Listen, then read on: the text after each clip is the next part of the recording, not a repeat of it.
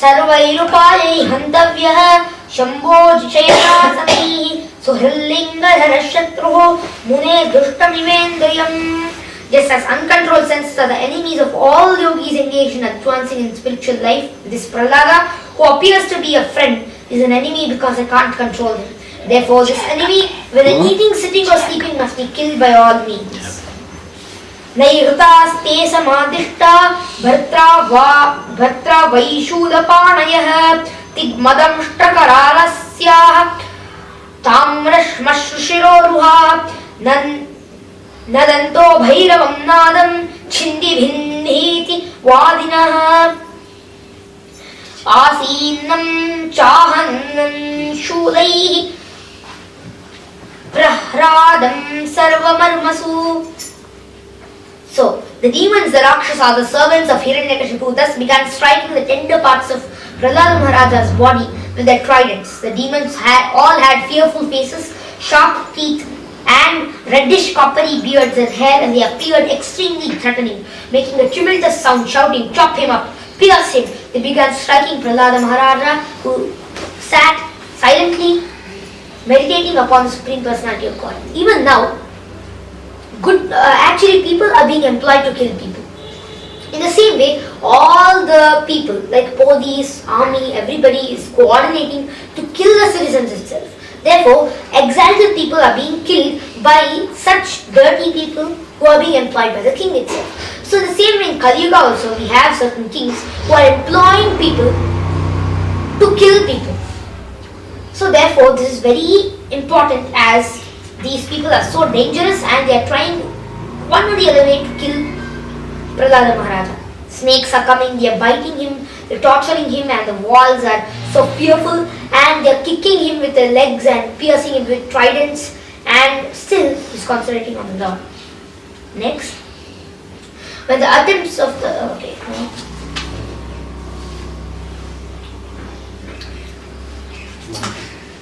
दिग्गजैर् दन्दुशूकेन्द्रैरभिचारवपातनैः मायाभिः सन्निरोधैश्च गरदानैरभोजनैः हिमवायव्यग्निश्चलैः पर्वताक्रमणैरपि न शशाक यदा हन्तुम् अपापमसुरसुतम् चिन्तां दीर्घतमां प्राप्तः तत्कर्तुं नाभ्यपद्यत.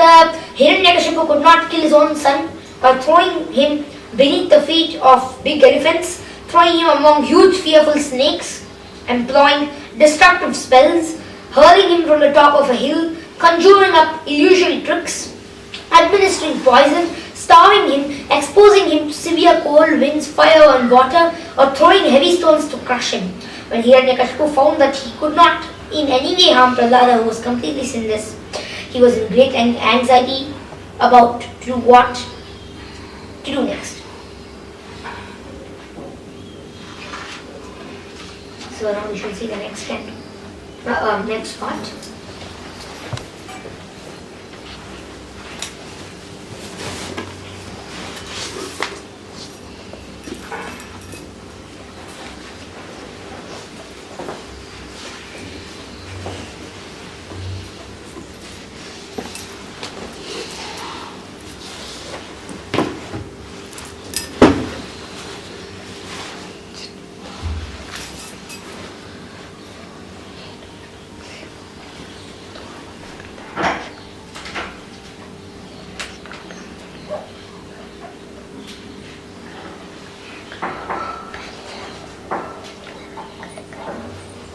So, when Hiranyakashipu, the king of the demons, went to the Mandarachala mountain to execute severe atrocities.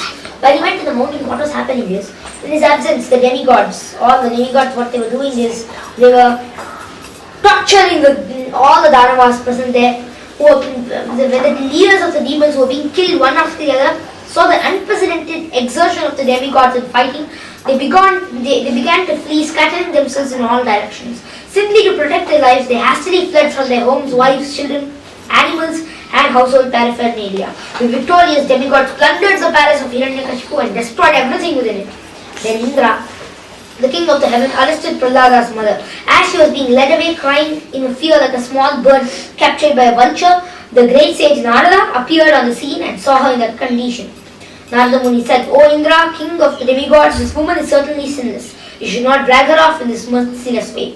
We must immediately release her. King Indra said, in the womb of this woman, the wife of the great demon Hiranyakashipu is a seed that the great demon, of that great demon. So, that dangerous demon, Hiranyakashipu's son, Prahlada, is sitting inside the womb. So, therefore, we have to kill this woman is what he is saying. Therefore, let her remain in our custody until her child is delivered and then we shall release her. Narada Muni replied, this child within the woman's womb is faultless and sinless. Indeed, he is a great devotee, a powerful servant of the Supreme Personality of Godhead. Therefore, you will not be able to kill him. This is what he said. Then, when Narada is instructing his Hiranyakashipu's wife, he says many things about the Lord so that she feels good and her child also learns. Lord Krishna, who is known as Govinda, is a supreme controller. He has an eternal blissful spiritual body. He is the origin of all. He has no other origin, for he is the prime cause of all causes. In this material world, to render service to the lotus feet of Govinda and to see him everywhere is the only goal of life. So now we shall see that all the different sons of the demons, all the leaders of the demons, every single son of all the demons were sitting there and learning in the Gurukula. When there was playtime, Prahlada Maharaja used to teach them singing bhajans and everything, and then they used to all learn, they used to play around with him. And then when the teacher of Prahlada came and asked Prahlada, what were you doing for so much time? All the students replied, we were learning bhajans from Prahlada. And they all sang different bhajans. Then the sage, even though devoted to the Lord, was thinking that now I will be killed by Hiranyakashipu if he knows that I have been teaching them bhajans, but I have not taught them. Of course, this Prahlada has only taught them. Therefore, he went to Prahlada, tried to teach him economic development and all of these different sciences, politics, everything. There's a lot of science in the previous time also, sense enjoyment, troubling people, weaponry, this, that, but whatever was happening, Prahlada was learning all of this, but still having this concentration on the Lord.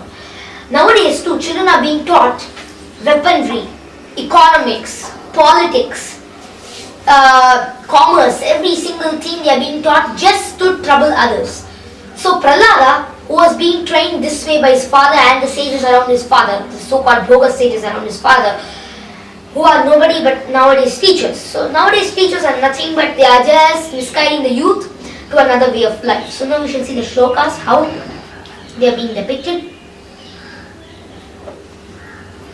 There are 119 shlokas for this, so we shall just see certain important shlokas.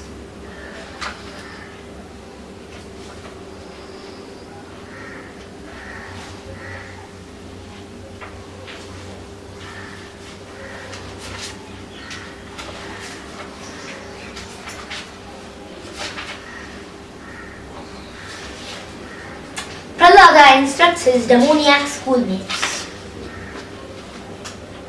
Shri Prahlada Uvacha or Praharada also. Kaumara Achadet Prajnah Dharman Bhagavataniha Durlabham Manusham Janma Tadapyadhruvamarthadam. It's the beginning of the 7th canto and the second part. So it is 7.2.1. So it says, Prahlada Maharaja said, one who is sufficiently intelligent should use the human form of the body from the very beginning of life, in other words, from the tender age of childhood, to practice the activities of devotional service, giving up all the other engagements. The human body is most rarely achieved, and although temporary like other bodies, it is meaningful because in human life one can perform devotional service. Even a slight amount of sincere devotional service can give one complete perfection. So when he was just 4 or 3 years old, Prahlada was teaching his friends about devotional service and the Lord and all of that. So, therefore, King Hiranyakashipu became very, very angry towards his son and ordered for his son immediately. when his son sat on his lap and asked, and Hiranyakashipu asked him, "So what have you learned in your school, in your Gurukula? What have you learned there?"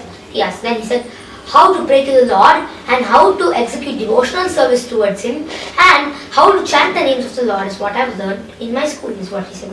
Then Hiranyakashipu got so angry, and immediately within hearing these words, he took his child and flung him on the marble floor of the palace. The child fell and he got hurt in his knees everywhere, and then immediately Hiranyakashipu said, "How dare you say that?" And then he said, "My teachers have taught me this." He didn't lie also, because his teacher was Narada itself.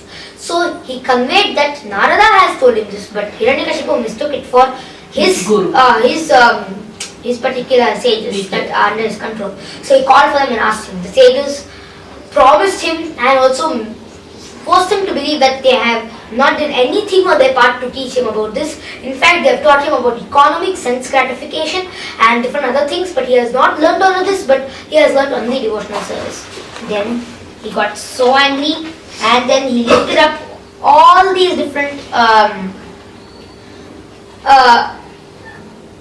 sages and held them and said, "How dare you talk to him? You're not telling me the truth," and started just scolding all of them. Now let's see the shlokas of, you saw all of the punishment, all of the different kinds of ways that Hiranyakashipu was trying to kill Prahlada in the shlokas. Now we shall see what Hiranyakashipu tries to do in the end. So